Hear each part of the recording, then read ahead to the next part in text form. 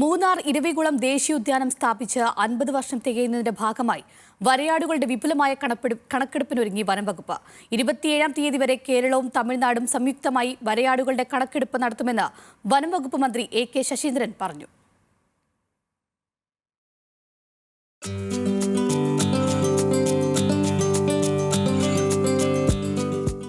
നീലഗിരി താർ അഥവാ വരയാടുകൾ 3200ഓളം വരയാടുകളാണ് ഇനി ശേഷിക്കുന്നതെന്നാണ് അവസാന കണക്കുകൾ സൂചിപ്പിക്കുന്നത്.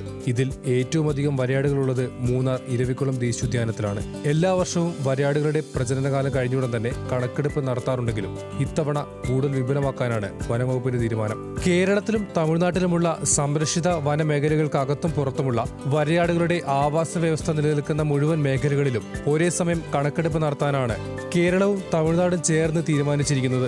കേരളത്തിലെ 89 സെൻസസ് ബ്ലോക്കുകളിലും തമിഴ്നാട്ടിലെ 176 സെൻസസ് ബ്ലോക്കുകളിലും തുടർച്ചയായി 4 ദിവസം കണക്കെടുപ്പ് നടത്തും. കണക്കെടുപ്പിനായി ക്യാമറ ട്രാപ്പുകളും ഉപയോഗിക്കും. പരിചയസമ്പന്നരായ വനംവകുപ്പ് ഉദ്യോഗസ്ഥരും വന്യജീവി കണക്കെടുപ്പിൽ പ്രാവീണ്യമുള്ള വോളണ്ടിയർമാർ ഉൾപ്പെടെ 1300ഓളം പേരാണ് സെൻസസ് ടീമിൽ ഉൾപ്പെട്ടിട്ടുള്ളത്.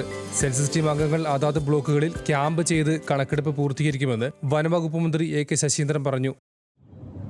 ഈ വർഷം ഏപ്രിൽ 24 മുതൽ 27 വരെയുള്ള തീയതികളിൽ കേരളത്തിലെയും തമിഴ്നാട്ടിലെയും വരയാടുകളുടെ കണക്കെടുപ്പ് സമന്വയിച്ച് നടത്തുന്നതിന് തീരുമാനിച്ചിട്ടുണ്ട്.